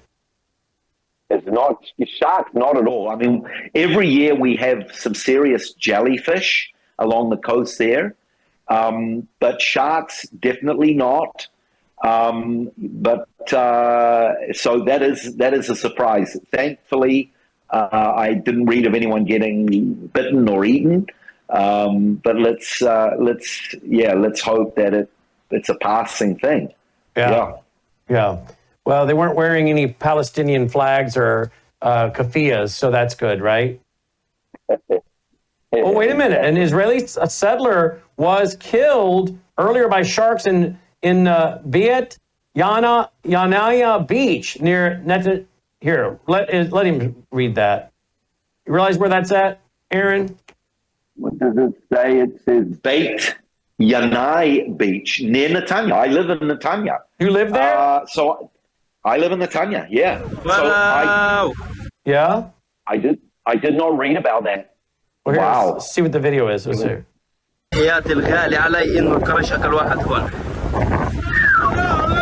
Oh, wow. Uh-oh. يا وردي يا وردي راح الزلمة كله دم راح الزلمة يلا معه السلام عليكم ولو سمعتوا بالعبراني بيحكي كريش Let's see that again. That was a guy out there, I think, wasn't there? وحياة الغالي علي إنه الكرش أكل واحد هون. Oh yeah. يا وردي قطعوا. Yeah, I think there was a swimmer out there. What were they saying, Aaron? Well, the guys that were speaking, they were speaking Arabic, and I didn't understand. I understood a few words, but they seemed to identify the shark. So this is sad. This is the beginning of summer, where in another about month or so, it's going to be the big summer holidays, and people pack those beaches. But I'm confident we're going to get our lifeguards. They're going to be patrolling. Just like we patrol for terrorists along that border as well, Brandon. Going back 20 years ago, that was another major area where terrorists would come in from Mediterranean countries like Cyprus, Greece. But we have fantastic Navy patrolling, so we don't have terrorist attacks here, but now we have sharks. So hopefully we get that dealt with soon. Yeah, hopefully you do. Wow, that's a little bit closer up. Here we go. Here's another one. Here we go. This is uncensored to go. Here you go.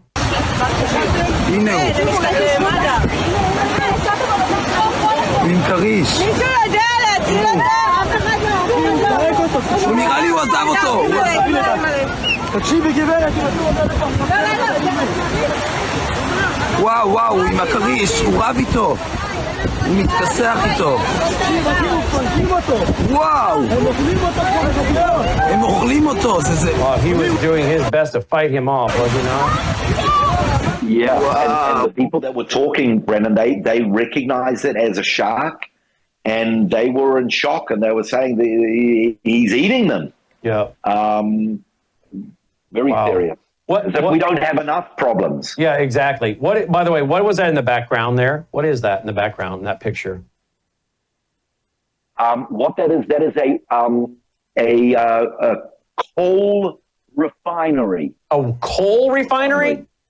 Yes, we don't have natural coal within Israel. We import our coal, and that is a refinery that melts it down.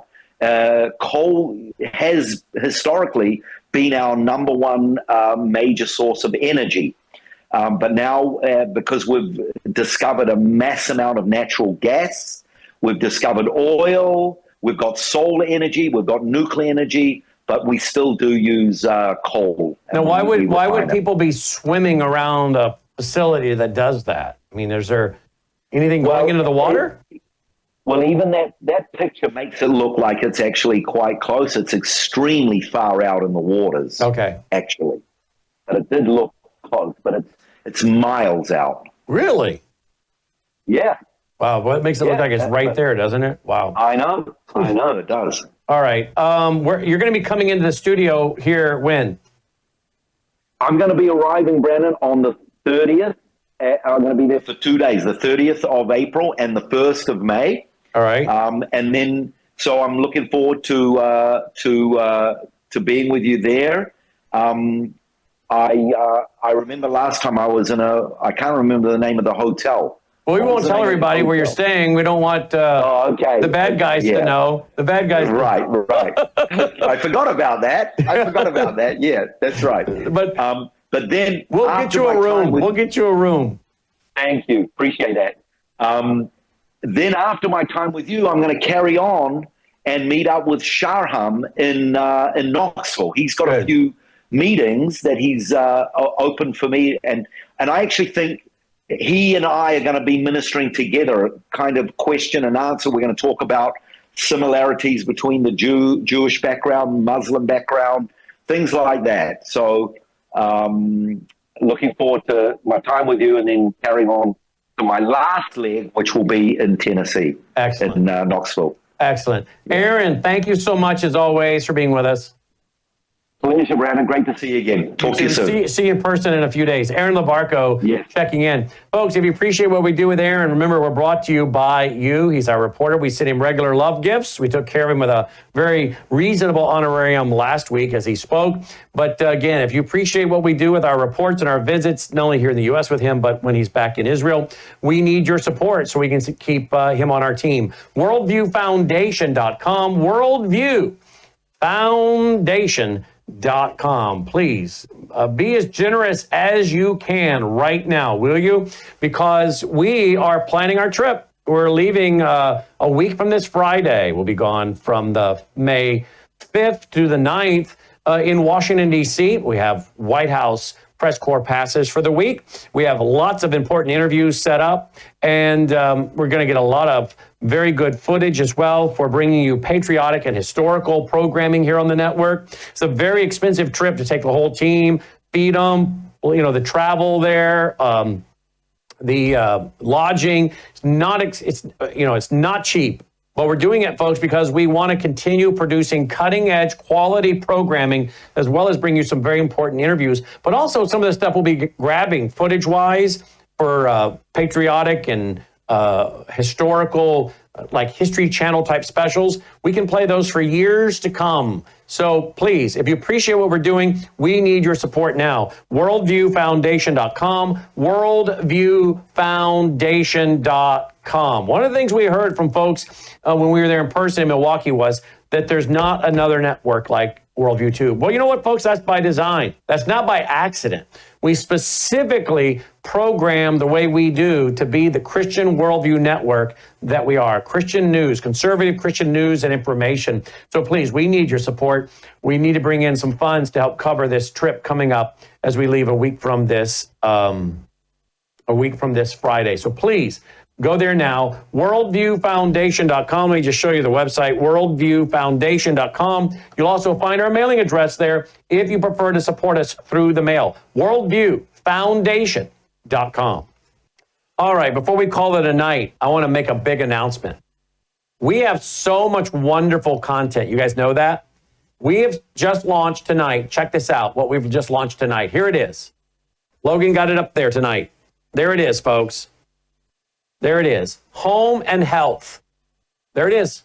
Worldview Tube, home and health. It's a new channel. We're going to be running our house-to-house programs on there. And all these wonderful interviews that we have done with Dr. Lana, Steve Kirsch, Dr. Thorpe, Dr. Peter McCullough, Nick Helsher. We have so many wonderful shows about health that you're not hearing anywhere else. So we've started a home and health channel at worldviewtube.com. What do you think of that? Really? You're going to scratch me in the face. Do you like the idea of a world and health channel? Yeah, I think you would prefer a dog channel, wouldn't you? Any of you guys, what are you doing? Any of you guys ever put on a dog channel for your dogs? We put one on for her every now and then. She goes nuts. So there you go. But we got a brand new world and home and health channel now. So check it out at worldviewtube.com. Worldviewtube.com. That was Dolly did that. She did that with her nose. Worldviewtube.com. All right, check it out. Now, as we get ready to leave tonight, here we go. We're launching another channel 24/7. What are you doing? Will you support us? We do need your support. Worldviewfoundation.com is one of the greatest ways you can support us. Worldviewfoundation.com. Please check it out. Worldviewfoundation.com. Roll the music. Let's call it a night. Dolly is ready to get out of the studio, as you guys can see. I'm excited about the new channel, Logan. Very excited about the new home and health channel. Of course, don't forget, folks. Don't forget. Not only are we brought to you by you through our foundation, worldviewfoundation.com, we're brought to you by you when you do business with great sponsors at worldviewtube.com/sponsors. All right, pray for faith, spiritual values, moral issues, government, economy, education, work, responsibility. What we think about these depends on our worldview. Now, VCY America presents Worldview Radio with Brannon House. And welcome. Glad you're with us on this April 21st, 2025. Plenty in the news today. Pope Francis dead at the age of 88. We also have World Economic Forum Chairman Klaus Schwab. I think he was supposed to stick around for like a year as chairman. He abruptly ups and quits. We also have plenty of news coming out of the Middle East. We'll deal with all of that today with our special guests, Dr. Rob Linstead and Leo Holman.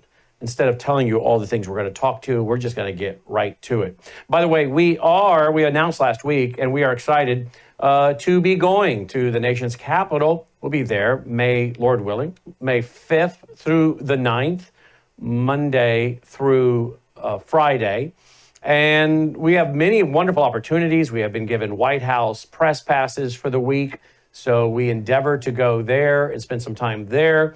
We have interviews set up around Washington. We'll be broadcasting on Monday on the House side of the Capitol, the Senate side in the afternoon. We have an interview set up. I talked to her over the weekend. An interview with Miss Fleet, G. Van Fleet. She wrote the book, Mao's America, A Survivor Warning. I got it in the mail. I ordered it on a Saturday. It was delivered on a Sunday. This Amazon thing, it's amazing, right? And they didn't even use a drone that I'm aware of. But I talked to her on Saturday, and by Sunday, I had her book at my front door. And so I have it now, and I'm going to be interviewing her. She was born and raised in China, and she was put into forced labor and re-education. And at 16 years of age, I think about age 16, she was able to escape. She came to America in 1986. In 2021, she delivered a school board speech in Loudoun County, Virginia, against cultural Marxism, critical race theory. She's got a warning for America. She's seeing many of the ideologies that destroyed China, that caused the Mao Revolution in China, taking root in America. You say, well, Brandon, we don't worry about that. Donald Trump's president now. Oh, really? Well, yes, there is a battle for the hearts and minds of many people in many states that are full-on cultural Marxist states. We also have judges that are absolutely destroying this country. Had a long conversation today with Dan Edwards. And we were talking about what's happening, Dan Eastman. And we're talking about the judges and what they're doing to this country. He's an attorney. So there's going to be plenty to talk about with her. So that's a scheduled interview in Washington, D.C. Many other interviews as well scheduled. We won't take time to talk about that right now, but be praying for provision, safety, open doors as we go to the nation's capital May 5th through the 9th. We're bringing several people on the crew, multiple cameras. We've gotten, I guess we've paid close to $1,000 for permits for the National Park Service to be able to film on location at many historical sites. And we'll also be grabbing a lot of footage as we create a patriotic and historical TV broadcast, because, you know, a lot of young people still need to learn about America's history and our cultural, the battle of the cultural Marxists to take down our country, our Judeo-Christian system in the constitutional republic. So we'll be there also filming a lot of historical sites and bringing in the Christian worldview story of America. No, were all our founding fathers Christians? No, some of them definitely were not. Some of them were. And many of them that even were not. I don't know where they were at the end of their life, some of them. I pray they all came to faith in Christ alone. But even those who questioned the deity, the resurrection, key essential biblical doctrines to be saved, I don't know where they were at the end of their life. But I do know this. Many of those guys, even those guys, understood the importance of the laws of nature and nature's God, and that there was going to be a judgment day. And so we need to teach our young people these things, and we need some new, current, and fresh programming. Not, you know, there was some great stuff that was done back in the 70s and the 80s and the 90s, but we got better equipment, better cameras, and we're going to get some great